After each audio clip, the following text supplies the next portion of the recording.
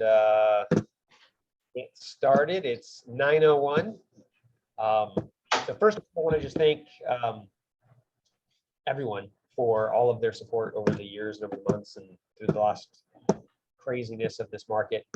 And one of those is Pioneer Title. I always want to thank them because I think I single-handedly almost sent them to get some psychiatric help through that refi boom. They hung in there, they hang in there, and they really did support us. And now the refis are over, they probably have some breathing room now. So thank you guys for everything you guys did during that time. And I really do appreciate it. Do you guys have any announcements on your end as far as anything coming up? Yeah, we're still doing Feed My Starving Children this week. So if anyone is wanting to volunteer with us, it's this Wednesday, so I can send more information as well, but we would love to have anyone that wants to join us. Perfect. Yeah, that's a really very cool event. It's a lot of fun. They play music. We create all of these different meals that get shipped all over the world, and it's just a really, really good thing to do. Sandy, any updates as far as what's going on this week as far as different events? I think that was it. I think we have 2 spots. Noelle, do we have 2 spots still open for the couples axe throwing on Friday? Mm-hmm. Yeah, so if anyone wants to do that as well, we still have a spot open for a couple that would like to join, or it doesn't have to be a significant other. It can be your sister, brother, whatever. Just come and throw some axes. It's a super fun time, guys. It really is. And we have quite a big group coming out. So it should be a great time. Let us know. Like I said, we only have 1 couple spot open. So let us know. Very cool. All right, well, I'm gonna go ahead and jump right in and kind of give you an idea of what's happening with rates. And then we'll get into what's happening this week. And then we're gonna go over how to recession proof your business. Now, I've been through a couple different recessions in the 20-something years I've been doing this. And these are some foolproof ways that me and the real estate partners that I've worked with over the years have really shifted to make it a very profitable time during recessionary periods. So we're going to go over that as well. But first, I'm just going to go ahead and share my screen and then go over kind of what's happening with interest rates. So bear with me one moment. Let's pull this in. All right, so this is currently where we are at on the candlestick charts. We're down 6 basis points for the day. That is a lot better than where we started. So I want to show you kind of what we had last week. We had a bad day about a week and a half ago, 2 weeks ago, back in early June. Early July. And then we kind of rode this. It's amazing how these 25-day moving averages, we just stick to them. And then we had a really good day here. This is when the European Union decided they were going to jump into the bandwagon and raise their interest rates by 50 basis points. And the markets loved it because they were negative on their interest rates. So they finally went into the positive, and the markets really liked it. But look at that. It stopped right on this Fibonacci level. The bonds got better, which means rates got better, and it just stops right here. Now, the next couple of days, they tried to go above and they bounced back down, and we're just trying to go above it right now. So I'm carefully floating our rates right now that aren't locked because we may be able to move up and gain all of this and get better rates. As this bond market moves up, rates will get better. So we have a lot of movement to run here, and we have a lot of resistance. These lines are levels of resistance. We have a lot of resistance. So it's a good time to float right now to see what happens. However, this week is going to be absolutely crazy. And I'm going to share this slideshow. Hold on. This is our, so here's a little quote for today. Don't stop when you're tired, stop when you're done. There's going to be a lot of tired people through this market because it's going to take a lot more effort than it has the last few years. That is for sure. And here's what we're going to go over today. Interest rate update. We're going to go over that real quick. This week's events, Fed announcements, recession proof your business. That's just what we're going to be going over today. So this week, we've had the lowest rates since early June. Okay, positive, right? That's definitely a positive. It's not very long of a period of time to really say we've had the lowest interest rates since a certain time, but it is pretty good. So Here's current interest rates right now. This is based on raw rates of all the different investors and lenders that are posting rates on the wholesale side. So 30-year fix, we're in the mid fives. Now, if you have a lower credit score, it's going to be higher than this. There may be fees involved, but this just gives you a really good idea of where we're at. 15-year, we're below 5%. 30-year jumbo, we're right around the 4 3/4 to 5% range. ARMs aren't much different, and that's because of this inverted yield curve. We can talk about that later time, but that's a whole different conversation. So if you have any questions on why ARMs are the same as 30-year fixed right now, that's a separate conversation. And FHA is nice and low as well as VA. So rates, we're in a good position with rates. As far as where they've been lately, this could help really change the psychology of some of our buyers out here. So this week's financial calendar is going to be, it's really interesting. So new home sales comes out on Tuesday. Wednesday, the Fed decision. They're expected to go 3/4 point higher. If they go lower, it could have a negative impact on the market. If it goes higher, I think the bond market would like it more. So we'll really see what that does. Again, that could, if they take an aggressive stance against inflation by raising this higher than 3/4 or 3/4 or higher, we could see better rates because of it. Now, here's something we're really going to watch carefully: the Thursday GDP, Q2 GDP, and the initial jobless claims are coming on Thursday. So the GDP for the first quarter was negative 1.6. Remember, the definition of a recession is 2 quarters with negative GDP. Well, guess what? The second quarter is going to be negative 1.6. So it's going to be interesting to see if they actually come out and claim that we are in a recession, because just geopolitically, it's just one of those things that, do they want to announce it or not? I mean, it is an election coming up, so who knows what they say. But initial jobless claims are coming out as well. Joblessness is actually a lagging indicator of a recession. Typically, if you can think about it, when the markets are at their peak, employment is at its peak. And when it starts to slow down, it takes a while to do layoffs. It takes a while to have that unemployment. So unemployment or initial jobless claims are a lagging indicator. So it may take a couple months to really see the effects of the recession in the employment world, but we'll keep an eye on that. And then Friday, we have the PCE, which is the Fed's favorite. It's the headline inflation, expected to be at 6.7, up from 6.3. That's the personal consumption expenditure. So what I want to go over right now is what I think is a very important part of your business. I've used this in my business for years, and I want to go over it with you as far as what we can do for you. So it's called recession proof. Recession proof your business and with pillars. I don't know if any of you have ever heard of the pillars, but I'm going to go into detail on what we need to do to really take a step back, analyze where we are in our marketing, what we're doing is as professionals in this real estate industry, and really take a mind shift, because this last 2 years we were just catching butterflies in a butterfly in like a room full of butterflies. I mean, it was super easy, right? It's like fish were jumping into our boats. It was totally a different market than we've ever seen, and we need to really change and shift into more of the old school type of marketing and really take a break and reanalyze what our business plans are. So I'm going to go into this. This is the greatest quote I've ever heard in my life. I love it. You can always tell who has been swimming with their pants off once the tide goes out. That's Warren Buffett. Basically, what are your true colors when things get difficult? Who has their stuff together and who doesn't? When times get tough, your true colors are shown. That's kind of what this is alluding to. But I think it's a really hilarious quote by Warren Buffett. So what is keeping your business elevated and what is bringing it down? I want to really take a moment to analyze where we are. And I'm going to go over some different things that are going to help you really shift your mindset and how to use mortgages that we have and different products that we have to change the way you market.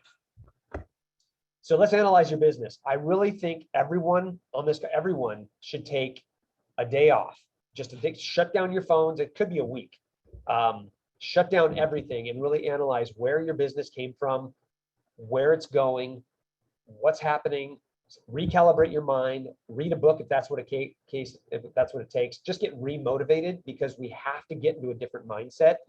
We have to pre-plan for what's coming next. We can't just wait and react. We have to get in front of it. So we need to know where does our business come from? Where has it come from this last couple of years? Where did it come from in the past? What you're spending money on and what money you're wasting. That's key, especially in a recession. If the market does slow down, we need to really be frugal as far as where we're putting our money. We need to look at what needs to be cut out. If you're spending $10,000 in leads and you're making $10,000 out of it, you're breaking even, but you're wasting time. So cut that out. So we'll look at those types of things and what has worked best. So we really need to reanalyze where we're at and really come up with a different game plan.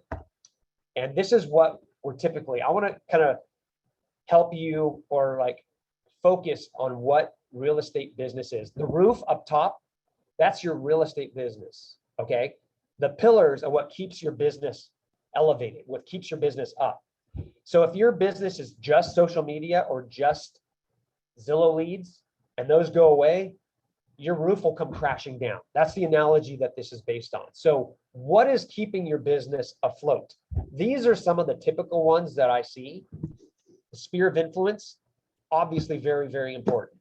Past clients, very, very important. Farming, very, very important. Open houses, very, very important. Social media, very, very important. These are normal, right? In a normal market, this is what you would be focused on. Sphere, you want to make sure you're contacting them often, calling them often. They're on drip campaigns. You have really good information you're sending them as far as past clients. Same thing. Farming, making sure you're in front of your farm area so that you know you're the expert in the area. Open houses for leads. Not as many people are going to them as you probably have seen. And then social media, you can't do without that. But what else? What else is there?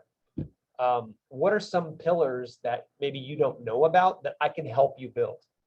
That's where I really want to focus the shift on, because there are a lot of sources of business out there that maybe you don't know how to focus on. Maybe you don't know how to go after.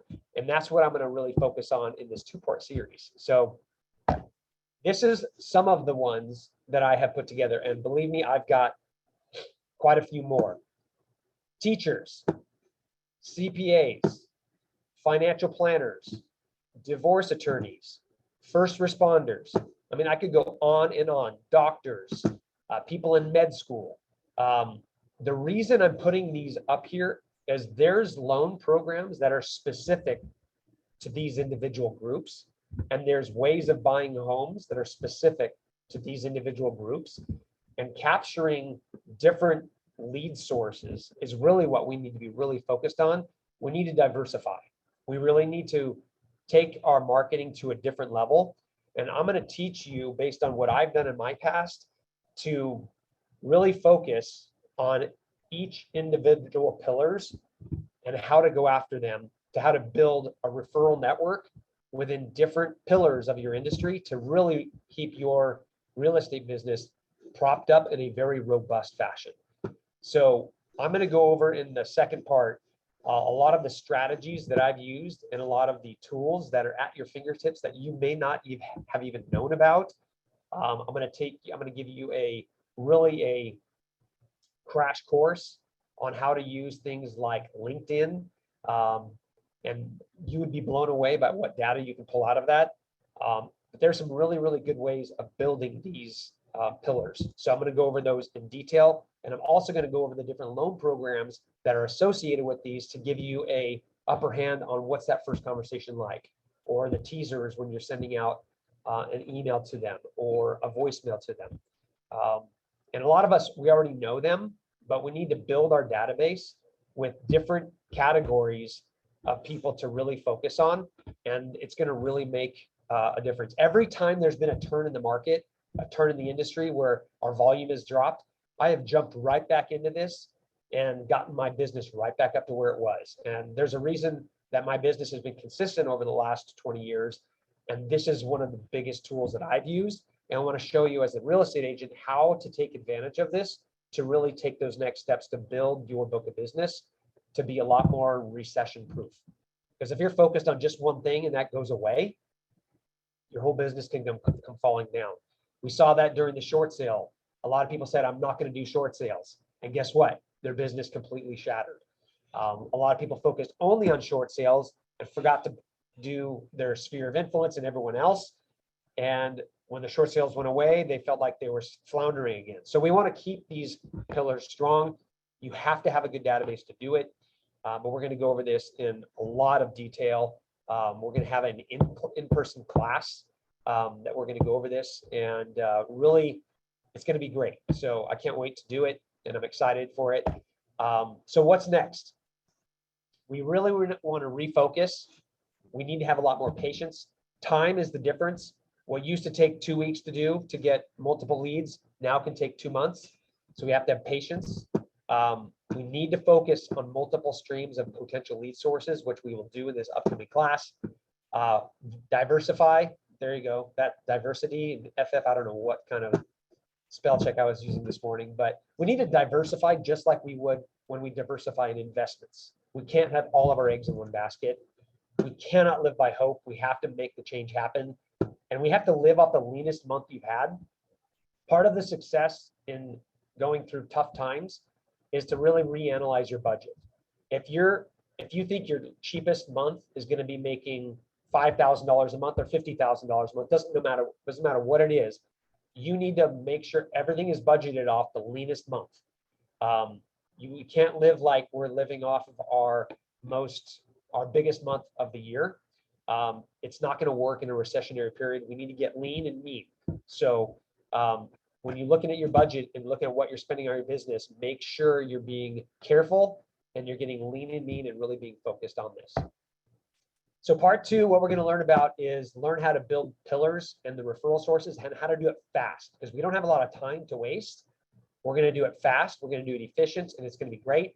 And then learn about the different loan purchase programs that are specific to each of these pillars, to how you can really utilize them to boost your business, and make it burst. So that's kind of a little bit about what we're going to be doing this next couple weeks.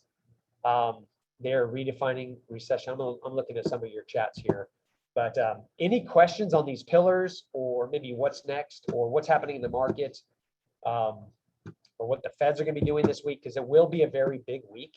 And I'm really excited to help you guys. Do you think a 45-year loan will come into being anytime? Well, there's already a 40-year amortization that's come out. One thing that you will see with market shifts is you will see a shift in the types of marketing or types of mortgage programs that will hit the market. Now, Fannie and Freddie are very vanilla, but there's going to be a lot of portfolio loans. It's going to be a lot more unique. You're going to see a lot more very specific type programs and niche programs come out, but it's going to get a little conservative. A lot of the non-QM loans, non-qualified mortgage is a loan like a bank statement loan or a no-doc loan or a stated income loan. Those are non-qualified mortgage. A qualified mortgage is basically anything that is within the conventional world, like a standard 30-year fixed, a 15-year fixed. That's a qualified mortgage. Interest-only loans, non-qualified mortgage, anything that's outside of the vanilla is a non-QM loan. Anything that Fannie or Freddie or Ginnie won't buy is a non-QM loan. We're seeing them really cut back on those. We had a no-doc, no-ratio program where basically, as long as you were self-employed, we didn't care anything as long as you had 20% down. Those have gone away. They've cut them out. We've seen companies like Sprout, which are one of the biggest non-QM lenders in the country. They went bankrupt. They closed their doors a couple weeks ago. Others like Angel Oak have cut their loan to values from 10% down to 25% down. Those specific programs are riskier. And in a recessionary period, they're even more riskier because people could be losing their jobs, their incomes could be coming down. So you're going to see those kind of shift a little bit to be more conservative. But we're going to see others that are meant for those people that are strong. We're going to see a lot more come up. So believe me, whenever there's a shift, you see a lot of different things changing, and it's going to be interesting to watch, and I'll keep you guys up to speed on those. Yes, and I need to talk with you regarding marketing with realtor.com. Perfect. What are rates looking like on ARMs? Okay, so adjustable rate mortgages are based on short-term bonds. Right now, the short-term bonds and the long-term bonds are almost exactly the same yield. So it's very difficult to get a good big spread or a big difference in an adjustable rate mortgage versus a 30-year fixed. But when that yield curve gets wider, you're going to see adjustable rate mortgages really become a factor. 3-2-1 buy downs are a great factor, are a great tool. 2-1 buy downs, permanent buy downs, these are all really hot topics right now. 40-year amortizations, even longer, interest only. It is available. It is a little bit more expensive, but it's a way of making your payments a little bit less. There's a lot of really good loan products that we can utilize and market them to help you guys boost your business. So I can't wait to have it's going to be an in-person class, which I'm excited for. It's always nice to have that in face-to-face, but we will also do it for Zoom for those people that are out of the area. Any questions on what's happening currently in the markets with interest rates, anything? I'll stay on here for a little bit longer. And I'm just really excited to help you guys because I'm telling you, this will make a massive impact in the amount of response you're going to get from your marketing efforts when you have these different pillars put into place. And I can't tell you how many times in a tough market where people aren't just going out to buy homes, where divorce attorneys and the relationships I have with those have given me leads from people that are going through divorces. They're in tough times. They need to sell a home and then maybe refinance off the loan because they're going a different direction with the divorce. I mean, there's financial planners that where people are now diversifying. They're like, okay, I'm going to cash in my chips and maybe buy a home because the markets are going to be dropping, and I'm going to buy a new primary or maybe downsize or whatever it might be. Financial planners, all of those are great referral sources. I'm going to work on how you can do that. Thanks for doing it for Zoom also for us out of your up north. Appreciate it. Absolutely. When is that next Monday? I will announce. I'm sorry. It'll be a couple weeks Okay. from now so that everyone can plan on being in person. So I think it's going to be weeks out. And I have a question here. Do you see investor purchases slowing and loans for investors slowing? I don't see loans for investors slowing because the way that they're set up right now is very, very strict. The rates are higher on a conventional side, so I don't see them slowing. Rates are about 1 to 1.5% higher on investment rates than a traditional primary loan. I do see quite a few cash deals still happening. And remember, a hedge against inflation is real estate. So if there's inflation, values will go up, everything will go up. People still need homes to live in. Rents are really, really high right now. So investors putting money into real estate is a very good piece still. And you'll continue to see that. Things will slow down just because the average buyer that was buying investment properties that have never been in the investment property pool before, those are slowing down. But investors that are savvy they'll continue to buy. I mean, just look at the amount of volume that's being done still in the major corporations and in industries that are like REITs that are still buying investment properties. So in the institutional buyer, right? They're still out there. They're still buying real estate as investors. Second home loan mortgage rates, are they the same as investors? Yes. So second homes and investment properties are exactly the same. There's two major differences between them. An investment property loan, obviously you're not going to be living in it, but when you're buying an investment property, you can use the average rents in the area to offset that mortgage to help qualify. Whereas a second home, when you're buying it for yourself, you have to count the full cost of that against you because you'll be using it for yourself without renting it. New builds are accepting investors at a quicker rate, and some with only 10% down instead of 25%. Yeah, if you're buying a second home, you can do 10% down. Investment properties still require 25% down, but new builds are definitely opening up their availability because they need to. When the market slows down, they need to open up their pool of buyers for sure. I mean, it was so crazy for a while there, guys, that it's back to normal. And for those of us that have been in the market industry a long time, this is a normal market. It's getting to be a normal market. So it's going to be interesting to see what the Feds do, and hopefully they won't raise the rates too much where it really hurts the markets overall. Keep an eye on it on the jobs numbers, because employment is the key. If there's a big change in employment, that could hurt the markets even more. And when it comes to being in a recessionary period. But anytime there is high unemployment, that means people are moving and selling homes. So there are definite ways to continue to be strong in real estate. So that's what the next class is going to be on. So can't wait to have you guys. I'm going to stay on for a little bit longer. If you have any questions, feel free to stay on, and I will address those questions as we go. So have a wonderful week, guys, and we'll be here all week to support you.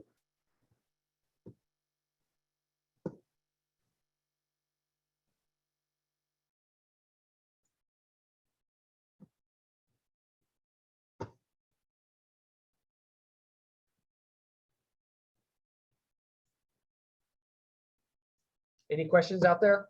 I'll stick around for you if you have any time, or if you want to. Thank you, Sean. Oh, you guys are very welcome. Cody, I will give you a call. Absolutely.